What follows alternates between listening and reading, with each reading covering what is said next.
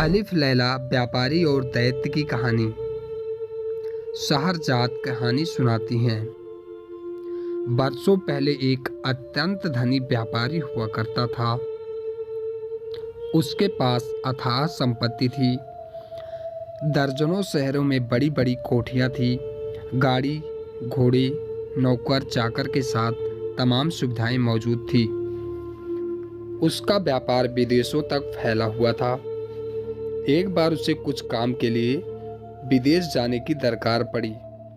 उसने यह बात अपनी पत्नी को बताई और रास्ते के लिए कुछ नाश्ता बांध देने को कहा। पत्नी ने वही किया। अगले दिन व्यापारी के झोले में खजूर और कुलचे लिए और घोड़े पर सवार होकर निकल पड़ा।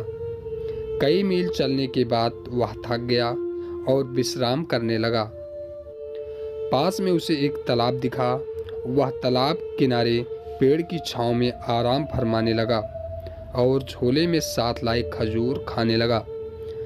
व्यापारी ने खजूर खाकर इधर उधर फेंक दिए और आंख बंद करके आराम फरमाने लगा।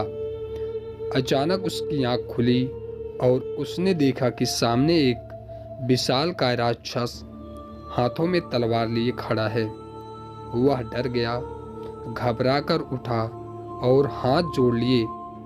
इतने में राक्षस जोर से गरजा। उसने कहा, तुम हत्यारे हो। तुमने मेरे बेटे की हत्या की। अब मैं तुम्हारा वध करूंगा। व्यापारी डर से कांपने लगा और रुआसी आवाज में बोला, मैंने किसी की हत्या नहीं की है। इतने में राक्षस बोला, तूने मेरे बेटे को मारा है, इसलिए मैं तुझे मारूंगा। व्यापारी बोला, मैंने तो आपके बेटे को कभी देखा तक नहीं, फिर भला मैं उसे कैसे मार सकता हूँ। राक्षस बोला, तूने खजूर खाए और उसका बीज फेंका। उसी बीज से चोट खाकर मेरे बेटे की जान चली गई है। व्यापारी बोला, मैंने जानबूझकर किसी की जान नहीं ली है, आप मुझे क्षमा कर दीजिए। राक्षस चिल्लाया, मैं क्षमा नहीं, केवल प्रतिशोध जानता हूँ। मैं तुम्हारी जान लूँगा, तभी मेरे पुत्र को न्याय मिलेगा। इतना कहते ही राक्षस ने व्यापारी का गला पकड़ा, उसे मारने को आतुर हो गया। व्यापारी रोता रहा, गिड़गिड़ा रहा और अपने प्राणों की भीख मांगता रहा, लेकिन राक्षस ने उसकी एक नहीं सुनी। जैसे ही उसने व्यापारी के प्राण लेने के लिए तलवार निकाली, वैसे ही व्यापारी बोला, एक बार मेरी बात सुन लीजिए। इतनी कहानी बताकर शहरजाद चुप हो गई। उसने खिड़की से बाहर देखा कि रात बीत गई है और उजाला हो गया है। इतने में छोटी बहन दुनियाजाद बोली, दीदी कहानी में आगे क्या हुआ? क्या व्यापारी मारा गया? शहरजाद बोली, बादशाह के नमाज पढ़ने का वक्त हो गया है। तो दुनियाजाद बोली, लेकिन आगे की कहानी? शहरजाद बोली, अगर बादशाह मुझे आज जीवित रहने की अनुमति दे तो आगे की कहानी तुम्हें कल अवश्य सुनाऊंगी। बादशाह शहरयार बिस्तर से उठे और कक्ष से बाहर आ गए। उन्हें भी कहानी पसंद आ रही थी, इसलिए उन्होंने शहरजाद की मृत्यु अल्पकाल के लिए रोक दी।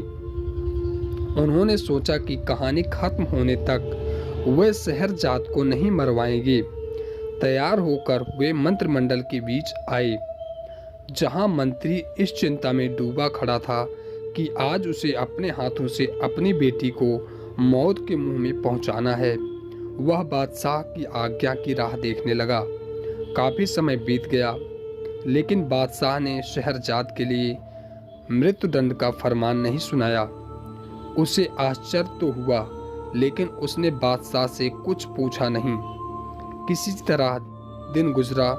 रात्रि भोज के बाद बादशाह शहरयार अपने कक्ष में पहुंचा, जहां शहरजाद और दुनियाजाद पहले से मौजूद थी। सभी सो गए। कुछ देर बाद दुनियाजाद उठी और शहरजाद के पास आकर बोली, दीदी व्यापारी के साथ क्या हुआ? मुझे बड़ी उत्सुकता है, मैं सो नहीं पा रही। कृपया आगे की कहानी सुनाओ। शहरजाद अनुमति के लिए बादशाह की ओर देखने लगी। बादशाह ने हाँ की मुद्रा में सिर हिलाया और खुद भी उठकर कहानी सुनने लगा। शहरजाद की कहानी दोबारा शुरू की। व्यापारी की प्रार्थना करने पर राक्षस उसकी बात सुनने के लिए राजी हो गया।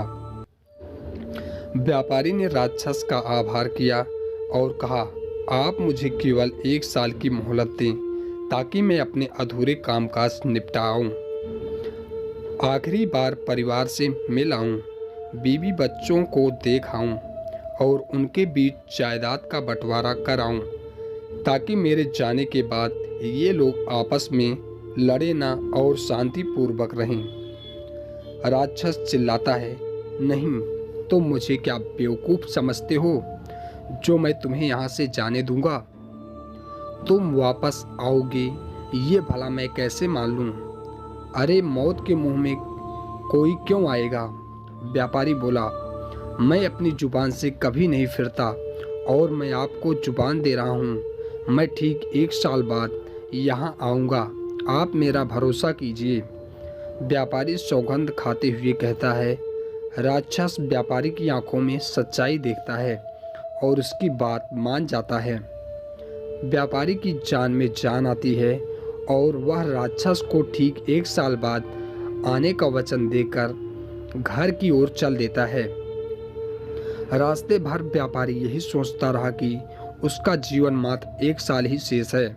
जैसे ही वह घर पहुंचा तो अपने बीवी बच्चों को देखकर फूट फूट कर रोने लगा। परिवार वालों को समझ नहीं आया कि व्यापारी को अचानक क्या हुआ। सभी घबरा गए और बार बार पूछने लगे। व्यापारी ने खुद को किसी तरह संभाला और घर वालों को पूरी बात बताई। व्यापारी महज 1 साल का मेहमान है, ये सुनकर घर में मातम मच गया। सभी दहाड़े मारकर रोने बिलखने लगे, लेकिन व्यापारी ने सभी को संभाला और बोला, ये 1 साल मैं खुशी से जीना चाहता हूँ और तुम सभी को खुश देखना चाहता हूँ, इसलिए कोई रोएगा नहीं, सभी हंसते मुस्कुराते रहेंगे। घर वालों ने व्यापारी की बात मान ली। अगले दिन सुबह उठते ही व्यापारी ने उन कार्यों में लग गया जिसके लिए उन्हें राक्षस से 1 साल का समय मांगा था। उसने सभी महाजनों का उधार चुकाया, पंडितों और जरूरतमंदों में भरपूर दान दिए, भंडारा करवाया। सभी व्यापारी को लंबी उम्र का आशीर्वाद देते रहे, लेकिन इन सब के बीच वह रोज दिन गिनता था कि उसकी मौत में कितने दिन बचे हैं। उसने साल भर सामाजिक कार्य किए और बची संपत्ति बेटे बेटियों और पत्नी के नाम कर दी। इन कार्यों में 1 साल कैसे बीत गया व्यापारी को पता ही नहीं चला। आखिर व्यापारी के जाने का दिन आ गया। उस दिन घर में सुबह से ही चीख पुकार मच गया। परिवार वाले उससे लिपटकर रोने बिलखने लगे और व्यापारी की पत्नी को तो मानो लकवा मार गया था। अपने वचन के मान के लिए व्यापारी घोड़े पर सवार होकर निकला। मन ही मन सोच रहा था कि हर गज के साथ वह मृत्यु के करीब जा रहा था, लेकिन वह विवश था। लंबी दूरी तय करने के बाद वह उस जगह पर पहुंच गया जहां राक्षस ने उसे मिलने को कहा था। वह तालाब किनारे पेड़ की छांव में बैठकर राक्षस की राह देखने लगा। इतने में एक बुजुर्ग हिरण लिए पहुंचा।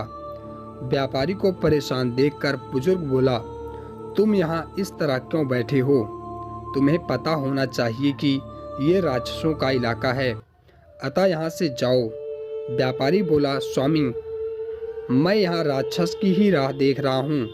इतना सुनते ही बुजुर्ग बोला, क्या तुम पागल हो? जानबूझकर मरने क्यों बैठे हो? व्यापारी ने उसे सारी कहानी बताई। कुछ देर शांत रहने के बाद बुजुर्ग बोला, तुम बड़े सत्यवान हो। अपने वचन के मान के लिए तुम दोबारा मौत के मुंह में आए, ऐसा शायद ही कोई करता। तुम धन्य हो। बुजुर्ग व्यापारी के पास बैठ गया और दोनों आपस में बातें करने लगे। इतने में एक अन्य वृद्ध वहां से गुजरा। जिसके हाथ में एक रस्सी थी और उससे 2 काले कुत्ते बंधे हुए थे। वृद्ध उन दोनों को वहां से सुनसान रास्ते में अकेले देखकर रुक गया और ठहरने की वजह पूछी। इतने में वहां पहले से मौजूद बुजुर्ग ने व्यापारी की सारी कहानी उसे बताई। व्यापारी की सत्यता देखकर वृद्ध काफी खुश हुआ और बोला, तुम्हारा त्याग वर्षों तक याद किया जाएगा, तुम्हारे वचन पालन की मिसाल दी जाएगी। तभी तीसरा बुजुर्ग वहां आया। उसके हाथ में एक खच्चर था। तीनों को आपस में बातें करते और परेशान देखकर वह उनके करीब आया और बोला, आप सभी इस तरह यहाँ क्यों बैठे हैं? दूसरे बुजुर्ग ने उसे व्यापारी की कहानी सुनाई।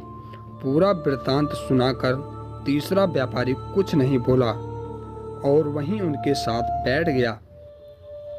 सभी बैठे ही थे कि जंगल में तेज गर्जना हुई। सभी डर गए। कुछ क्षण बाद एक विशालकाय राक्षस वहां प्रकट हुआ, जिसके हाथ में तलवार थी। वह काफी भयावह दिख रहा था। उसे देखते ही व्यापारी समझ गया था कि ये वही राक्षस है जिससे 1 साल पहले उससे मुलाकात हुई थी। वह उसे मारने आया है। राक्षस ने व्यापारी को अपने पास आने का इशारा किया। व्यापारी उठा और राक्षस के करीब जाने लगा। तभी हिरण के साथ आया पहला बुजुर्ग भागते हुए राक्षस के पास पहुंचा। उसने हाथ जोड़े और बोला, दैत्य महाराज, मेरी आपसे एक प्रार्थना है। मैं चाहता हूं कि कुछ क्षण के लिए आप अपना क्रोध भूलकर धैर्यपूर्वक मेरी बात सुने। मैं आपको हिरणी की कहानी सुनाना चाहता हूँ। अगर आपकी आज्ञा हो तो हाँ, लेकिन मेरी एक शर्त है। शर्त यह है कि अगर आपको कहानी विचित्र लगी तो आप इस व्यापारी का 1/3 अपराध माफ कर देंगे। राक्षस कुछ देर सोचता है और फिर बुजुर्ग की शर्त मान जाता है। अब बुजुर्ग राक्षस को कौन सी कहानी सुनाना चाहता है? क्या व्यापारी का अपराध माफ होता है या उससे मृत्यु नसीब होती है, या राक्षस वहां मौजूद सभी लोग को मार देता है? ये जानने के लिए देखिए अगले पार्ट में। अलिफ लैला व्यापारी और दैत्य की कहानी आपको कैसी लगी कमेंट करके ज़रूर बताएं। कहानी अच्छी लगी तो वीडियो को लाइक करें, चैनल को सब्सक्राइब करें और कहानी को अपने दोस्तों के पास ज़रूर से ज़रूर शेयर करें। आप हमें फेसबुक पर भी फॉलो कर सकते हैं। जल्दी आपको इस कहानी का पार्ट 2 भी मिलेगा।